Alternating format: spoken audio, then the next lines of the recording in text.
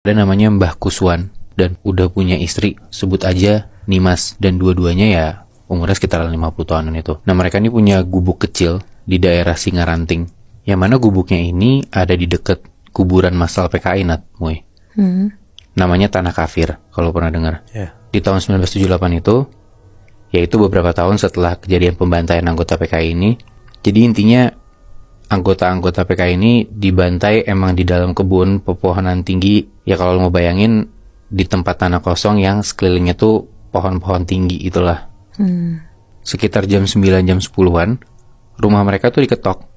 Mbak Nimas buka pintu, ternyata yang ngetok itu cewek yang tadi siang yang ketemu Mbak Nimas di hutan. Dia kenalin diri, namanya Ratih. Dan tiba-tiba Mbah Kuswan tuh ikut keluar ke depan pintu. Terus dia ngomong ke si Ratih ini, "Kamu ndak bisa tidur di sini. Setahu saya di belakang sana ada pondok. Kamu tidur aja di sana." Udah tuh, dari kasih makan, ditutup pintunya, si Ratih ini pergi. Udah masuk ke dalam, dijelasin tuh sama Kuswan ke istrinya. Dan menurut keterangan Kuswan, itu tuh Kuswan ngelihat kalau kakinya hancur, Nat, Moy. Jari-jarinya si Ratih ini udah pada putus. Terus tulang telapak kakinya tuh keluar, kayak dagingnya udah pada lepas. Dan itu Kuswan yang lihat. Ya, si Nimas tuh nggak ngeh gitu loh ngeliat kakinya. Si Nimas nanya, "Kok bisa gitu ya, Pak?" Ya, Kuswan ngomong, "Itu penyiksaan sampai dihancurin kakinya. Ya udahlah, kayak kamu jangan macam-macam lagi." Udah tuh, kebesokan harinya gantian si Mbah Kuswan yang ke hutan buat nyari kayu bakar. Singkat cerita, maghrib dia pulang ke rumah. Terus dia ngomong ke istrinya, "Aku kok ngeri yo. Kok aku ngerasa kayak ada yang ngikutin. Perasaanku ndak enak. Nanti kalau ada yang ngetok malam-malam, gak usah dibukain ya." Ternyata bener tuh. Mereka udah tidur. Sekitar jam 10-an malam mereka kebangun. Gara-gara pintu rumah mereka ada yang ngetok. Udah diketok kayak gitu. Dari dalam Pak Kuswan rada teriak itu ngomong, "Siapa?" Dari luar suaranya cowok, Nat, Muy. Dia ngomong, "Permisi Pak, saya mau numpang tidur. Saya capek. Ya udah tidur aja di luar."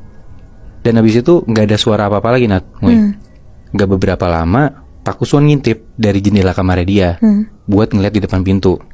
Dan pas dilihat di depan pintu ini bentukannya orang, bajunya lusuh juga kayak Ratih kemarin. Tapi pantas aja, Nat, Muy, dia capek karena dia tuh berdiri sambil manggul di punggung mayat teman-temannya. Ada banyak. Tapi untungnya di pagi harinya udah pada nggak ada tuh si makhluk-makhluk ini. Mbak Nimas nanya ke suaminya, "Ini gimana ya, Pak? Masa iya kita tiap malam tuh disamperin terus? Aku juga nggak tahan." Mbak Kus ngomong, "Ya kalau nggak mau kayak gini terus, kita harus ngelakuin sesuatu.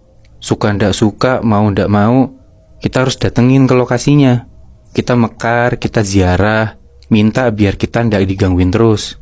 Di malam Jumat itu, sekitar jam 11-an malam, dari rumah mereka pergi ke Tanah Kafir itu. Udah, Mbak Kuswan sama istrinya nyampe di titik itu, mereka taruh makanan-makanannya. Terus Mbak Kuswan bilang, "Permisi, saya kemari mau memberikan penghormatan." Udah tuh, akhirnya mereka berdua pulanglah ke rumah. Dan besok malamnya, yang mereka pikir semua aman, ternyata, Nat, Muy, ada lagi yang ngetok pintu mereka. Ditanya dari dalam, "Siapa?" Dari luar ada jawaban, "Ratih, Pak." Ratih lagi. Ratih lagi. "Kebetulan, Bah, ini ada yang mau ketemu." "Siapa?" Dari dalam, Bagus ngomong gitu. Ternyata pas diintip lagi lewat jendela, di belakangnya Ratih ini ada cowok. Dia katanya mau bilang terima kasih ke Mbak Kus atas apa yang mereka udah lakuin kemarin malam, yang ngasih sajian itu. Dan pas dilihat lewat jendela, bentukannya manusia, Nat, Muy. Ya mukanya pucet, bajunya lusuh, ada tanah-tanah dan darah gitu sekitaran badannya dia. Tapi di kepalanya si cowok ini nyangkut ada cangkul.